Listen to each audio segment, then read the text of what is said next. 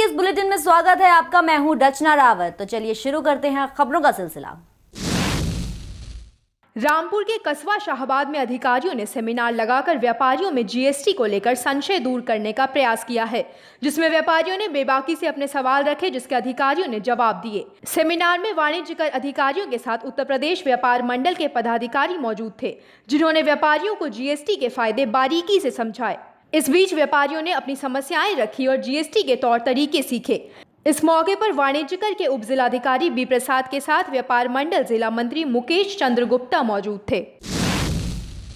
GST के विषय में व्यापक रूप से चर्चा की जाए तो जो वाणिज्य कर विभाग के अधिकारी आए थे, उन्होंने सभी को बड़े विस्तार के साथ में जीएसटी के संबंध में जानकारी दी कि किस तरह से वस्तुओं का मूल्य निर्धारित होगा और किस तरह से उसमें कर निर्धारित किए जाएंगे।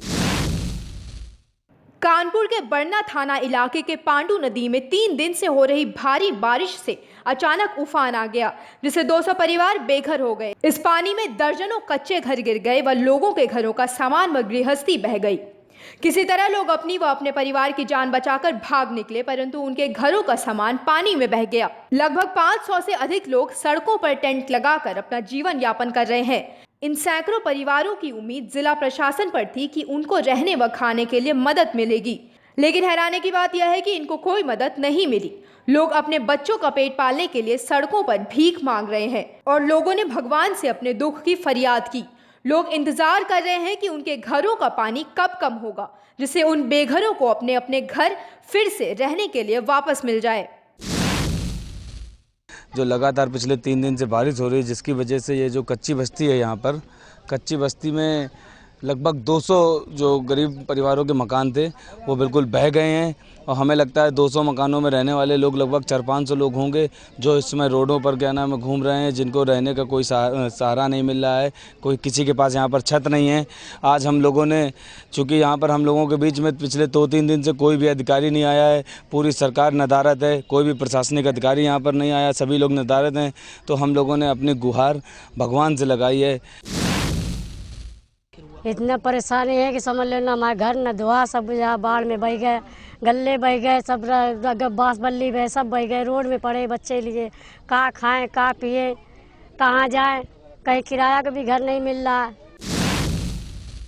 कोरिया जिले में हजारों की संख्या में महिलाओं को मुख्यमंत्री कौशल विकास योजना प्रशिक्षण की जानकारी दी गई। इसमें महिलाओं का रजिस्ट्रेशन करवाकर उन्हें construction, security, fabrication, agriculture, electronics आदि का प्रशिक्षण दिया जाएगा। 5वीं व 12वीं पास तक की महिलाएं इस योजना का लाभ उठा सकती हैं। साथ ही बीपीएल महिलाओं को गैस सिलेंडर भी वितरित किए गए। महिलाओं के विकास के लिए यह कदम बहुत ही लाभदायक साबित होगा।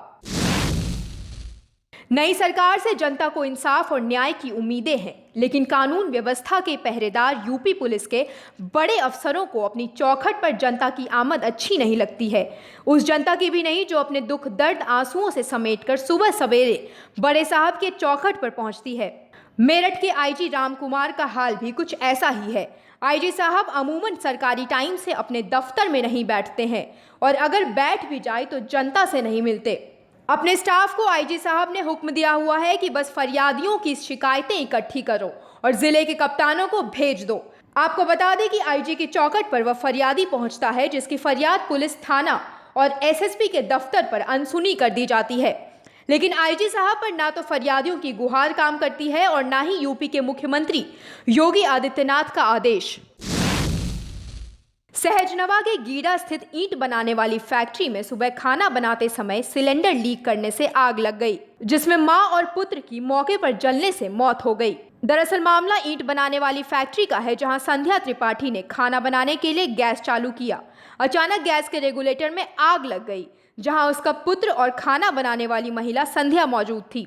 जब तक वह कुछ समझ पाते तब तक आग पूरे कमरे में फैल गई और कमरे में मौजूद माता पुत्र की मौके पर ही मौत हो गई। आसपास के किराएदार आग पर काबू पाने की कोशिश की, लेकिन कमरे में जाने के लिए रास्ता आग के कारण ब्लॉक हो गया था।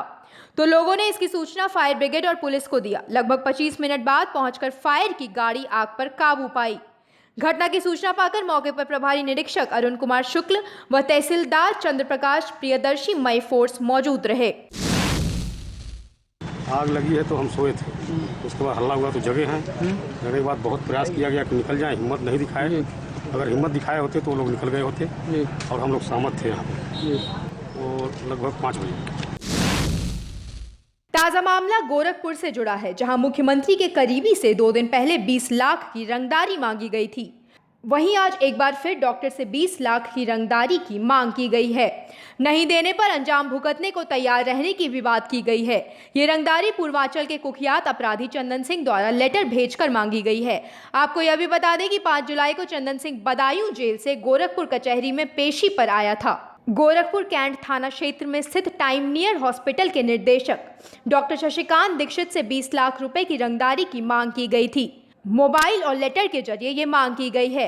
5 जुलाई को पूर्वांचल का कुख्यात अपराधी चंदन सिंह की बदायूं जेल से पेशी रही। उसके जाने के बाद यह लेटर मिलते ही डॉक्टर ने पुलिस से शिकायत की।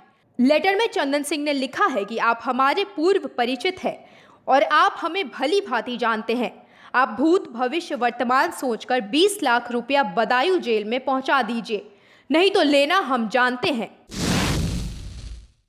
अभी मुझे लगभग 2:30 बजे के लगभग एक रजिस्ट्री आई है। उस रजिस्ट्री पे सोनू सिंह प्रेषक करके नाम लिखा हुआ था। उस रजिस्ट्री को जब मैंने खोला है तो उस रजिस्ट्री के अंदर लिखा हुआ था कि मैं चंदन सिंह मैं आपको जानता हूँ अच्छी तरीके से, और अगर आपने मुझे 20 लाख रुपए नहीं दिया तो आप अपने जान माल की क्षति की भरपाई के खुद जिम्मेदार होंगे, और आप बहुत समझदार हैं और आप मुझे बदायूं जेल में 20 लाख रुपए पहुंचाने का कष्ट करें। और एसपी क्राइम साहब स्वयं गए हैं वहाँ डॉक्टर साहब के पास, और हमारी टीम के भी लोग गए हैं, बाकी टीम में भी जाएगी, और जो भी जैसा भी होगा वो कार्रवाई की जाएगी। पत्र राइटिंग का मिलान भी कराया जाएगा इसमें। मेरे ख्याल से इसमें किसी तरह डरने की किसी को कोई आवश्यकता नहीं है। हम आश्वस्त करते हैं सारे लोगों को, हम काफ़ी सक्रिय हैं और आपने सक्रियता कई मामलों में देखी भी होगी। इसमें भी हम सक्रिय भूमिका निभाएंगे और सरपरस्ती है बिल्कुल पूरे पुलिस की टीम उनकी सुरक्षा के लिए हमेशा मुस्तैद है। हम उनके पास रहें या हमारी उपस्थिति न रहें, उनकी सुरक्षा हमारे द्वारा बिल्कुल निगरानी की जा रही है और इस पर भी हम कार्रवाई करा रहे हैं। कैबिनेट मंत्री सत्यदेव पचौरी ने निगम के नए प्रबंधक आशुतोष निरंजन के साथ लघु उद्योग निगम कार्यालय का निरीक्षण किया। वहां उन्होंने बायोमेट्रिक मशीन का डेटा चेक किया और समय से नहीं पहुंचने वाले कर्मचारियों को हिदायत दी। साथ ही कार्यालय में गंदगी को देखकर तत्काल साफ सफाई करने के निर्देश भी दिए। उन्होंने कहा कि उनकी सरकार ने जैसी नई उद्योग नीति शुरू की है, वैसे ही जल्द ही लघु उद्योगों की भी नीति बनेगी और प्रदेश के विकास में सहायक होगी। पूर्व सरकार पर तंज कसते हुए उन्होंने कहा कि लघु उद्योग में वित्तीय संसाधन कम है, क्योंकि पूर्व सरकार ने इस विभाग में बिल्कुल ध्यान नहीं दिया है। वे केंद्रीय मंत्री कलराज मिश्र से भी मिले और लघु उद्योग विभाग में प्रदेश को भी कोटा उपलब्ध कराए जाने की बात की है।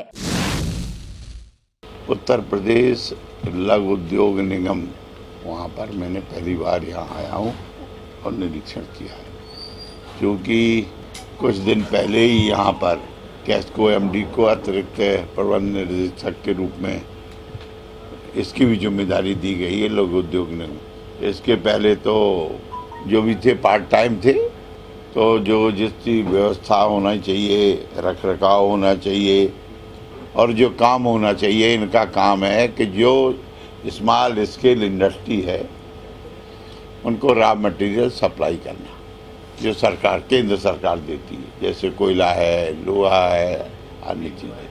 तो उसके 2 साल का जो परफॉर्मेंस है वो ज़रा निराशाजनक है।